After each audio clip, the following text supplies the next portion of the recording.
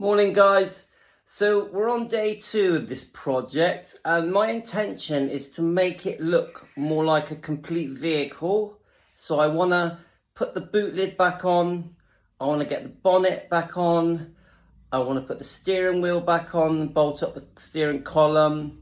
I'm going to put the rear bumper on just because I think it will look more complete, and I'm even, if I've got time, going to have a go at starting this engine. I don't see any reason why it won't start because it runs freely. Obviously I've got to set up the timing and do the tap hits and just give it a check over, and then believe it or not it could look quite complete even at the end of today, and I'll do a video showing all these improvements I've hopefully completed. Thanks a lot everyone.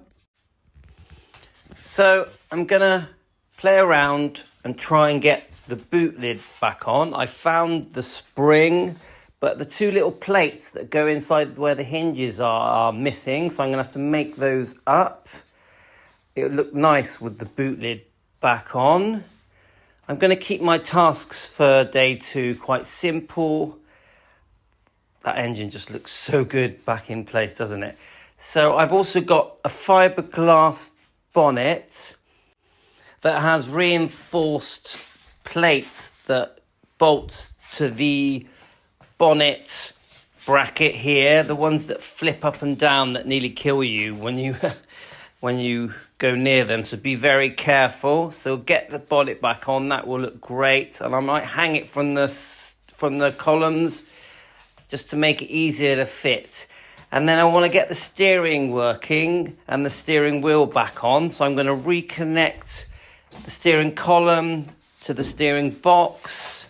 It means I can move it around a bit then. It looks like quite a simple job. There's a couple of bolts missing there above the beam. Another simple job. She looks in such good condition under the bonnet. So the steering column will get bolted back up using the bracket. That's another simple job, and slip that steering wheel back on. And then I'm gonna have a go at putting the rear bumper brackets back in and getting the rear bumper back on. That's where it bolts to. It looks pretty solid down there, so that's good. And then I want to have a go at starting the engine.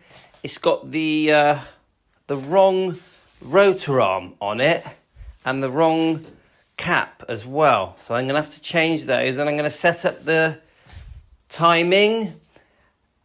The other thing is I'm not sure about that coil. That coil looks a bit iffy to me. It's shorter than the normal ones, isn't it? But we'll test it. It's a 12-volt system. And look at that engine. I just love seeing that engine back in place. Thanks, everyone.